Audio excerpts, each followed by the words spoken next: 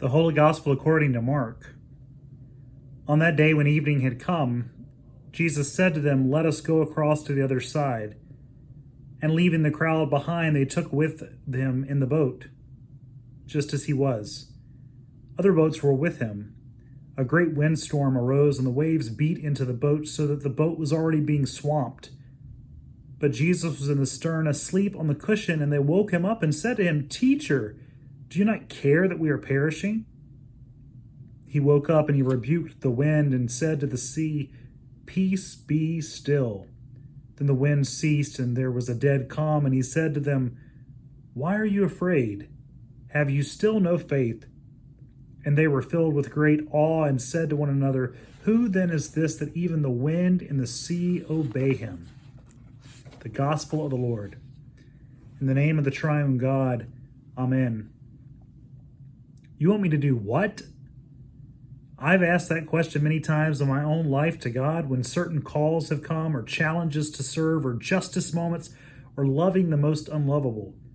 You want me to do what? I can just imagine those earlier disciples must have asked the same thing. They were on familiar footing at a familiar seashore with familiar people in a safe place, and then it happens. On that day, when evening had come, Jesus said to them, "Let us go across to the other side." You want me to do what? Jesus has had great success on the familiar shore. He called Peter and Andrew, James, John on this shore, and they came alive here. This is a memorable shore, an important fixture in the disciples' biographies with Jesus. He taught his first disciples on that shore. He cast out demons.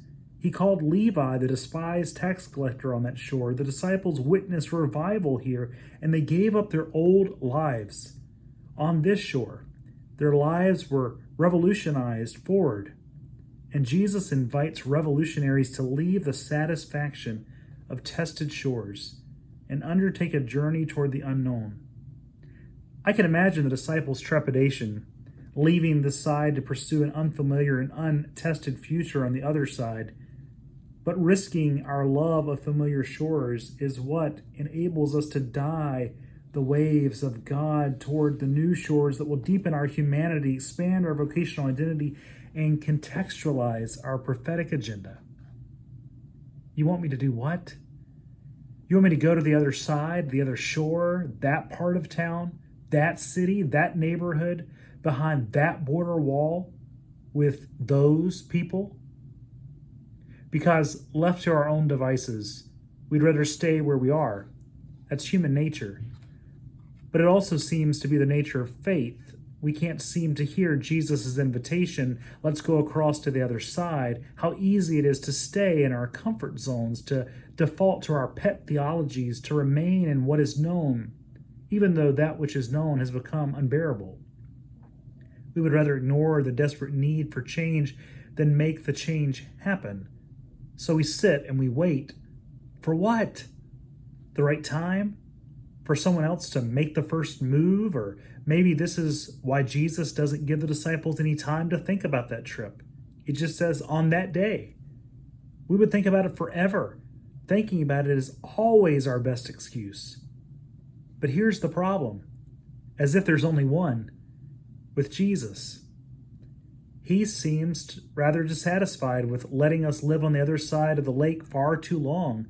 So he takes the disciples to the other side, and getting to the other side is no easy trip, nor should we expect it to be the case.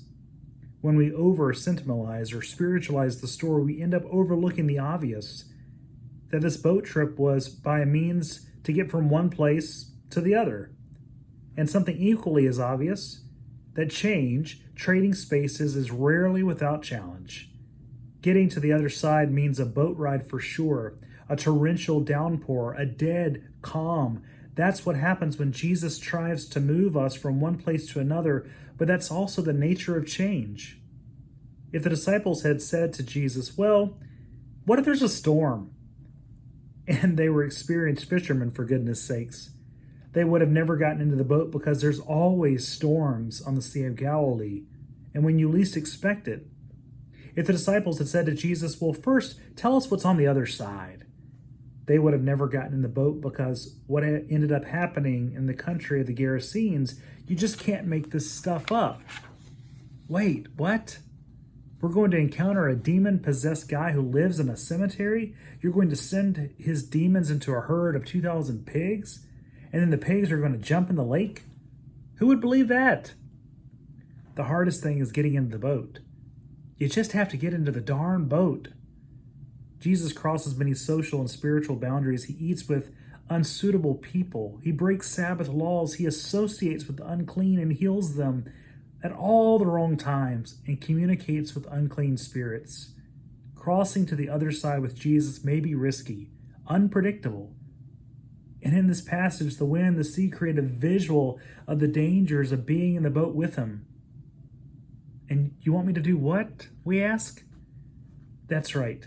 Jesus invites you and me to the other side where stigmatized, marginalized, demonized people live.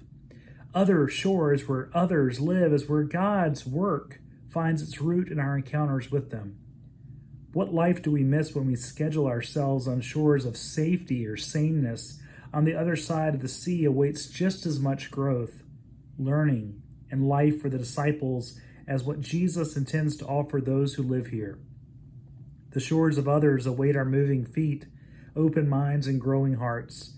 We have to choose the shaky boat with Jesus, hurling through uncharted waters toward the dense unknown, over the insulated shores where things make sense and our hearts shrink.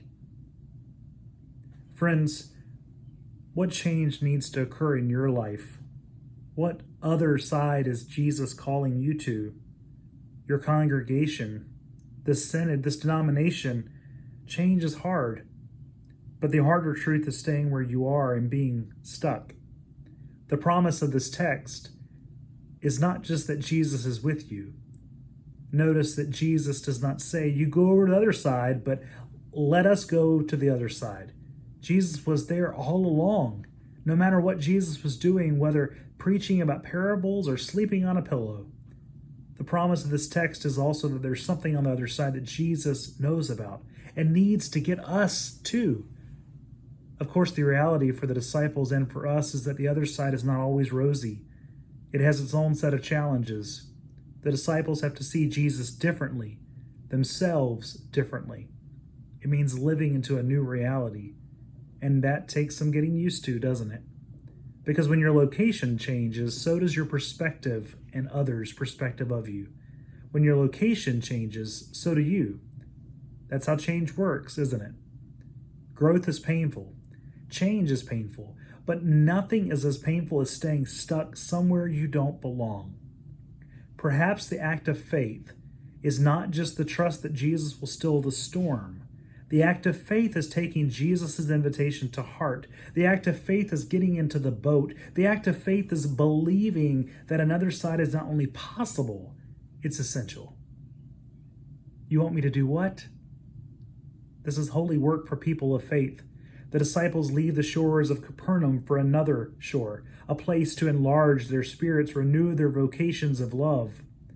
Love contests the politics of exclusion. It disrupts practices of property. Love shrinks the distance between shores. Love always wins. May it be so. Amen.